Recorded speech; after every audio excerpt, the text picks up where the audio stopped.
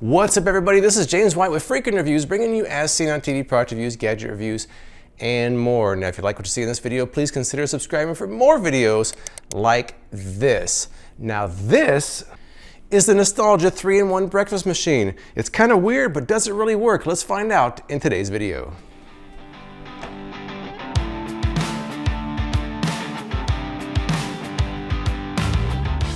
All right, I've gone over these instructions pretty thoroughly. There really isn't much to the instructions, but the first thing I'm supposed to do is clean all the parts off, which I've done. So what I'm gonna do is show you the disassembled unit, put it back together, and start cooking. Let's get to it.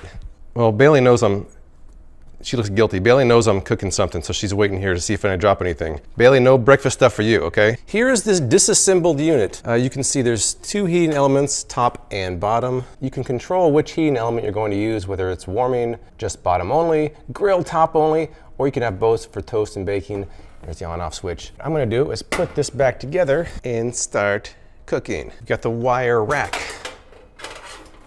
which smoothly goes in there. Griddle, which that's how it just kind of goes on there. All right. Coffee basket, coffee filter, coffee pot. How cute! Look how small that is. How cute that is. Bailey's still in here, and I haven't even started cooking yet. When I think about the things that you can make on this breakfast machine, bacon, eggs, toast comes to mind first to me. And there's a couple different breakfasts I grew up with. One of them reminds me of something my dad used to eat, so I'm gonna make that one first. Eggs, bacon, toast. How about a fried egg sandwich with a cup of coffee on the side? I'm not quite sure what order I should go in, coffee, toast, or griddle, so I don't know. And I have this up to 3 cups, which is 24 ounces of water. All right, I guess that's good. I don't know, I have no idea. Let's turn it on. While that's brewing, I'm gonna get everything else going. Okay, I'm supposed to put a little vegetable oil on the griddle. They don't say how much, so I just put a small layer of it. Now, I just put the timer to 5 minutes to preheat this for a little bit, and looks like my coffee will be done before it's even done preheating. So now I know next time to preheat and then do the coffee. So I'm learning here. At least I can maybe have a nice cup while I'm making the rest of my breakfast. Okay, well the timer went off, so it's done preheating, and the coffee is also done as well. So I think I'm gonna do the toast last, because that's probably not gonna take very long. First I'll put on some bacon. And by the way, I cut my bacon with the Sizzo, which I thought did really well cutting pizza. It's a really nice pizza and actually now bacon cutters, so because I had to cut the bacon in half. Check out my pizza cutter review if you want to see this in action.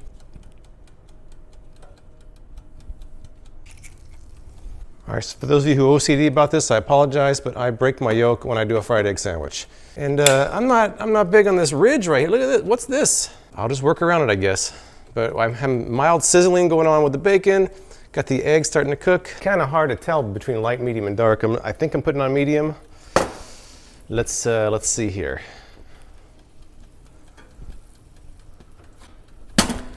That was hot. Ow, that door was hot. So the heating elements do work. While I'm waiting for this to cook, I'm gonna get myself a cup. Today's cup brought to you by me, the Rad Dad. That's right. Oops. Oh man, come on. I gotta go slow pouring it. Got a little bit ahead of myself. It's a learning experience. Don't fault me the first time I use it for doing it wrong. Okay, well that was 1 big cup, and this is how much I got left. Not too much. I'm not sure 2 people would have 2 big cups out of that.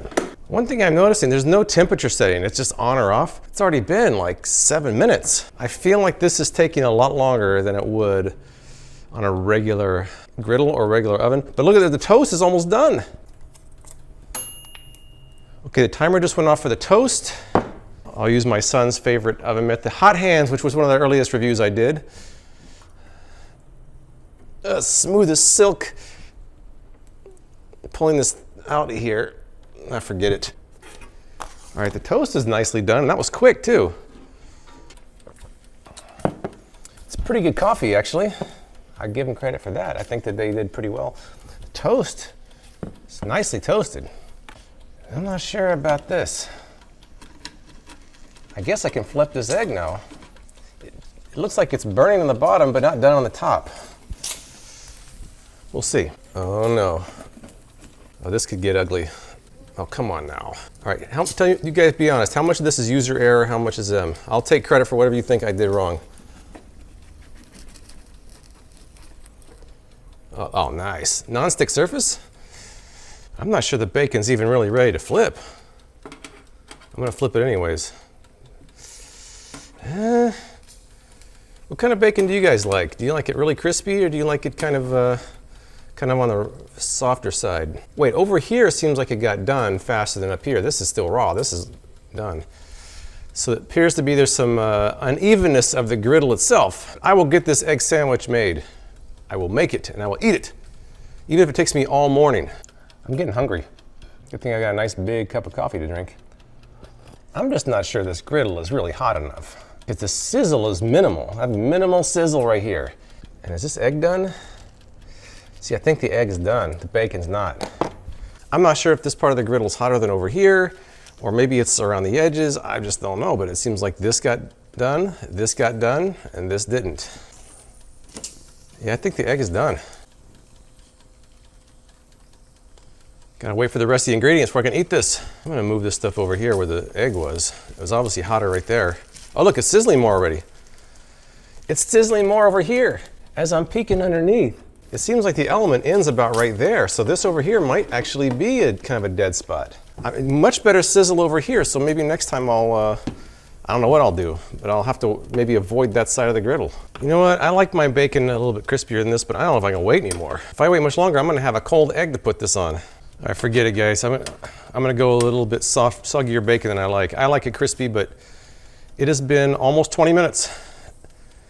My coffee's getting cold, my toast is getting cold, my egg is getting cold, so the soggy bacon's going on there.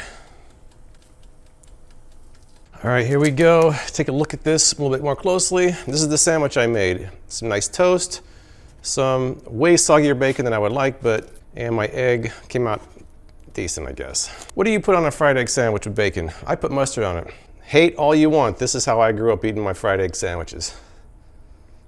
That's right. Some Dijon mustard. Wash it down with a little Joe here. I got good news and got bad news. The good news is that it actually worked. Everything's cooked pretty much. And I don't think it failed in any capacity of anything I tried to make. The bad news is it took forever. I think it took me 20 minutes, maybe. It took me about 20 minutes. And I really have to time the coffee, the toast, and the griddle, which I definitely didn't get it this time correctly. I'll try it, my next test, I'll try to time it better. I just think that if I was doing this over there with a toaster and different pans, I would have them all ready at the same time and it would be faster than this. But hey, it worked, so I can't knock it too much. All right, now that it's cooled off for the fun part, and that's cleaning it and see how that goes. You're supposed to take all the parts off, put in warm soapy water, and then with a damp sponge, clean the rest of it off. And I don't really want to do that, but I'm gonna do it. I don't feel like doing it, but I'm gonna do it. Here we go. Non-abrasive sponge. Very important, non-abrasive. All right, well, hey, the egg is coming off nicely. That's good. Hey, I give it credit. It cleaned up pretty quick. I was worried about that, so I'm happy about the cleanup.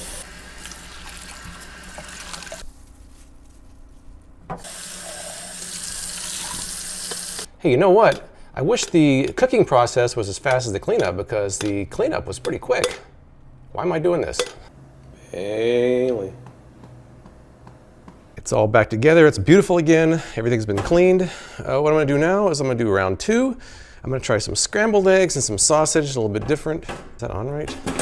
Now it's all right. I'll try some toast and coffee again to try to get the timing of everything right and see if I can get it right this time. The order I'm gonna go in is first I'm gonna do the griddle. When that's about halfway done, then I'll put on the coffee. And then when there's only a couple minutes left, as you can see, it's only 3 minutes for medium toast.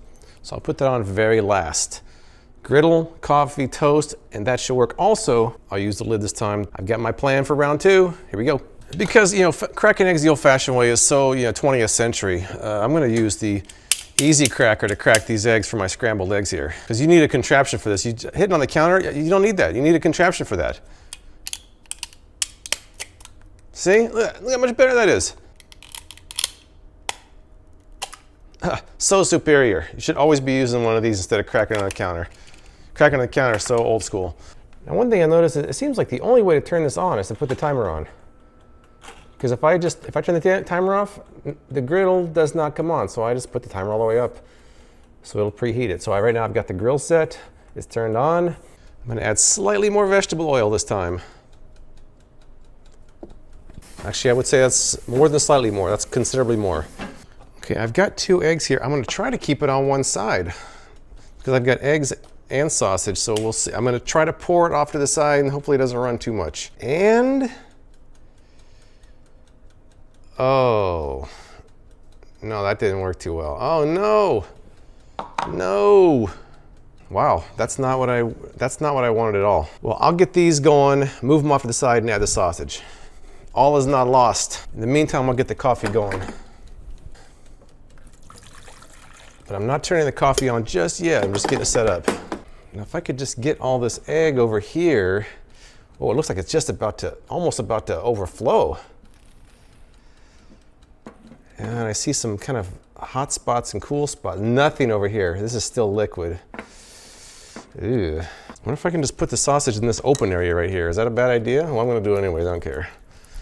The sausage needs to be included here. How ridiculous, I have to actually put the sausage in this blank area. Oh, it's so close to coming over the edge here. Don't you dare go over that edge. I guess I'll just put the eggs back in this kind of dead area back here. All the stuff that's kind of cooking faster. This is still completely liquid over here. Oh, I think I'm making progress. Well, some progress. I'm gonna try to get some of this, like move this liquid over this way. It's not pretty, it is not pretty, but I'm gonna make it work. All right, I'm gonna turn the coffee pot on. I think it's probably about time for that. Coffee pot is engaged. If I can just get all these egg bits over here. Oh no, no, no! This seems a lot more chaotic than when I just do it on my stove. Okay, I think I finally got all the egg off of that side. So the sausage is kind of cooking. Sticking the toast in. Now I'm going to switch to toast and bake so the lower one goes on as well. I'm getting this handle, guys. I put the lid on and it's actually smashing the eggs. It's touching the sausage. So the lid doesn't really allow you a lot of depth. Look at this. Smash. But we got coffee brewing, we got toast toasting, we got these grilling. I feel a lot better about this one. All right, it appears that my eggs are pretty much done. Maybe overdone. Toast is definitely toasted. Coffee is done. So early I timed it pretty well except for the sausage. I guess I should have added the sausage first, but I wasn't sure how much room the eggs were going to take up. I'll just keep the lid on that until they're finished. By the way, I slightly burned my arm on it. Well, it's been several more minutes. I think the sausage is finally close to being done. And here we go. I think it came out pretty good. I would probably not have gotten my eggs this dark, but everything else came out all right. I mean, it's certainly a learning experience, but I can't say it doesn't work. It's just, it works different than what I'm used to. So try a couple more things before I wrap this up. All right, with 2 rounds down, what have I learned so far about this machine? I think that what I learned first is that the coffee and the toast are much faster than the griddle part. I also realized that the lid, well, I didn't use the lid the first round because the bacon wasn't splattering, which tells me the griddle isn't really that hot and there's no temperature control. So I used the lid on the second round, which I guess maybe made a difference, I don't know. And there's also noticeable hot and cold spots on the griddle itself. So I think I'm gonna take a break, think this over for a night and come back tomorrow with 1 or 2 more tests. I think the best way to check out these hot spots would be with a thermometer. Let's try it out. So let me see what we got here. Okay, over here, 214 on the far right. Go across, 255 in the middle, 238, 187, look at this, 271. Let's try the very top. 279, try the bottom. Okay, looks like this part's pretty consistent, but as you go over, definitely see a change in temperature. Look at this. Not very even. It's only the inside. Whoa. I'm just going to the very back here and it's 330. If I go right in the element. Whoa. Now we're going to try a little grilled cheese sandwich. See how well it does with that. All right, here's sizzle. That's a good thing. We're gonna start the stopwatch. Now, can I put the lid on here? I can't really put the lid on there. It's actually smashing the sandwich down. Would you guys put the lid on this or not? What do you think? I don't know. Maybe I will. I'll do it. Why not? All right, we're a little over 2 minutes. Let's see how it looks. Oh, not too bad. Again, I'll put the lid to kind of smash it on there. I guess that might be helping. I'll be honest, I actually didn't think in 2 minutes it was going to be done. So I'm a little bit happy with this. I guess because now I know the hot spot's right in the center. So you want to focus your food in the center if you want to get it hot faster. All right, pushing 4.5 minutes. Let's take a look. The sandwich is 132 degrees on the top, 426. Wow. All right, I think we're done. I think that's done. That's a done sandwich. And it was under 5 minutes, about 4.5 minutes. Bread's nice and crisp. Well, you know, I think the breakfast maker didn't do too bad. I think Bailey wants some of my sandwich. Really, I think as far as the grilled cheese sandwich goes, did about as well as my stove. 4 minutes is actually not a bad time. So now that I know that the machine's hot in the center and cool on the outside, it allows me to use it a little bit more efficiently. I think the grilled cheese sandwich came out pretty good. I think I'm gonna do one more test, and I'm gonna bring in another appliance for this one, and then wrap this thing up. All right, quick final test. Hey, if you wanna compete in the big leagues, you gotta go against the big boys. We're gonna do the Nostalgia versus the Power Air Fryer Oven. A little bit of pizza, that's right. Power Air Fryer Oven, you can set the temperature and the time. So I'm gonna set them according to the instructions, which is 425 for about 18 minutes. That's preheating. You basically just turn it on and it preheats. All right, they're done preheating. Let's toss these in there.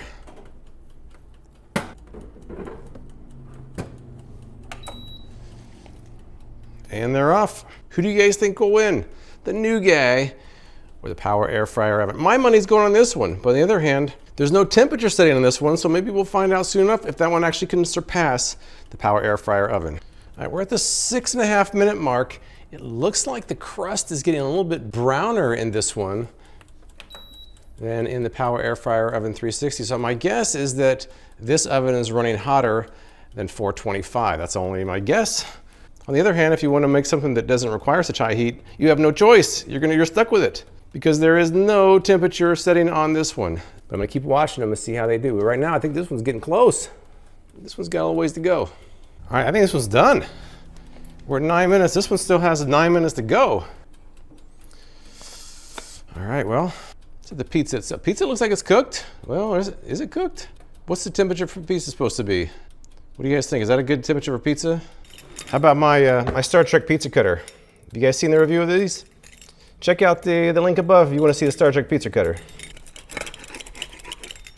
That's 116. I don't know about that, guys. 116 doesn't seem that cooked. 104. It's like it's hot on the outside and not so hot on the inside. Maybe the long haul is better. All right, timer has just gone off. Star Trek pizza cutter. This one looks a lot more done than the other one did. It's a lot more done. So even though this one cooked on the outside, this one cooked more thoroughly. I say that this one won the speed test, but this one won the actual cooking thoroughness test. Nice try, you get a consolation prize. So I've gone through all about 800 comments on Amazon for this little machine, and it seems like the complaints that they have are generally the complaints that I found. That the pros would be that it does offer you a small oven, a griddle, and a coffee maker all in one device. If you were to buy a cheap griddle, a cheap toaster oven, and a cheap coffee maker, I think you'd probably spend at least that much and it wouldn't be as compact as this. So I think the portability is good. It'd be good for cabins, camping, students, RVs. I think it has a place, something like that. Is it gonna replace a full kitchen? Probably not. The cons would be that there's uneven spots on the griddle, the lid is kind of shallow, the griddle is kind of shallow, and there's no way to really set the temperature, so it's just kind of on or off. I think for 70 bucks, it really isn't that bad, as long as your expectations aren't too high, because it is a pretty small device. I will say that it makes pretty good coffee though. Have you guys used a device like this? Tell me what you think in the comments below. Please follow my social profiles for progress pictures, videos as I go, and please subscribe for more product reviews from me, James White, with Freakin' Reviews.